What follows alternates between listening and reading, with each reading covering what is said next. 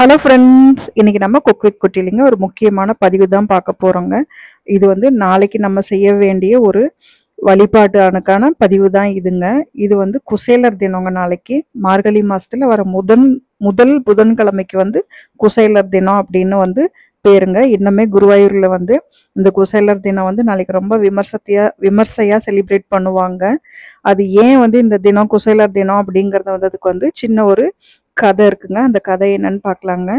இந்த வழிபாடு நம்ம செய்யறதுனால நமக்கு வந்து எப்பேற்பட்ட வறுமையில் இருந்தாலும் நமக்கு வந்து செல்வ செழிப்பும் நம்மளோட வாழ்க்கையே மாத்தி அமைக்கிற ஒரு பாக்கியமும் நமக்கு கிடைக்குங்க. இந்த ஒரு நாள் வந்து அந்த விரதம் இருந்து நம்ம கண்ணனை வழிபட்டா மாதங்கள்லயே ரொம்ப விசேஷமான மாதம் வந்து இறை வழிபாட்டுக்கு இந்த தனுர் மாதம் தாங்க. அதுலயும் கண்ணனே சொல்லியிருக்காருங்க, மாதங்களில் நான் மார்கழியா இருப்பேன்னு சொல்லிட்டு.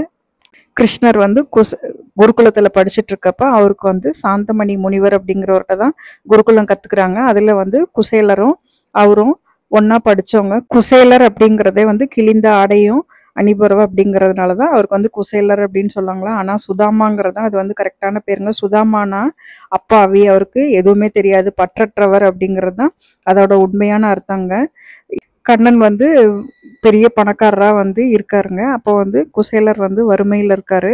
அவர் எது மேலேயுமே பற்றற்று இருக்கிறதுனால அப்படி இருக்காரு. அதனால அவங்க மனைவியும் அதே மாதிரி தான் இருக்காங்க.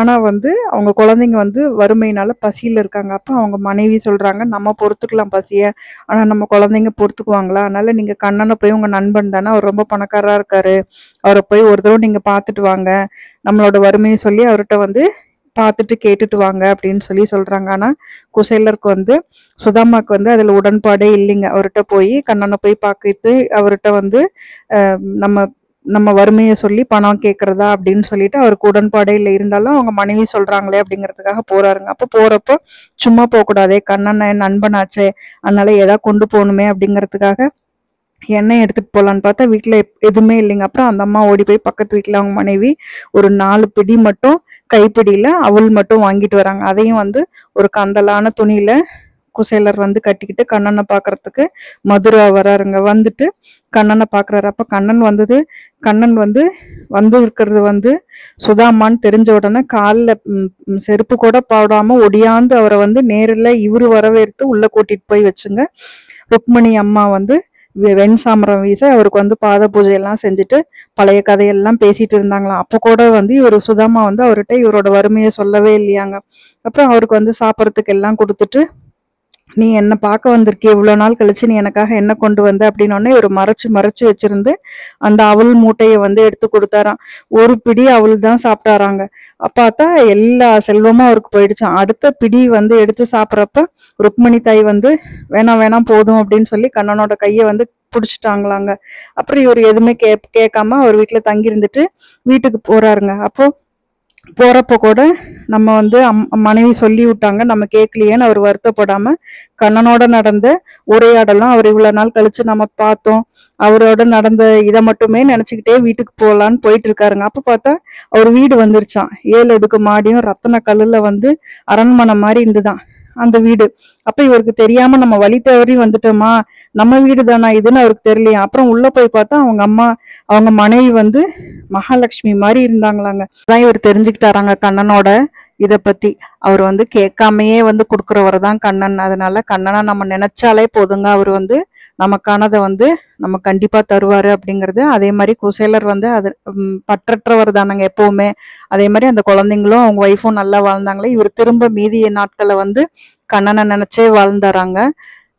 அதனாலங்க நாளைக்கு வந்து வர புதன்கிழமை வந்து மார்கழி மாசத்துல வர முதல் புதன்கிழமை வந்து இந்த குசேலர் தினமா நம்ம வந்து கொண்டாடுறோங்க. அதனால இந்த குசேலர் தினத்தை வந்து தவற விடாம கண்டிப்பா கிருஷ்ணருக்கு வந்து ஒரு பிடி அவல் வந்து நம்ம எப்போ நெய்வேதியம் வைக்கிற மாதிரி ஒரு கிண்ணத்துல வைப்போம் இல்லைங்களா, அது மாதிரி வைக்காம ஒரு சின்ன மூட்டையா கட்டி அவல், கொஞ்சம் தேங்காய், கொஞ்சம் வெல்லம் எல்லாம் கலந்து வச்சோம்னா ரொம்ப விசேஷங்க.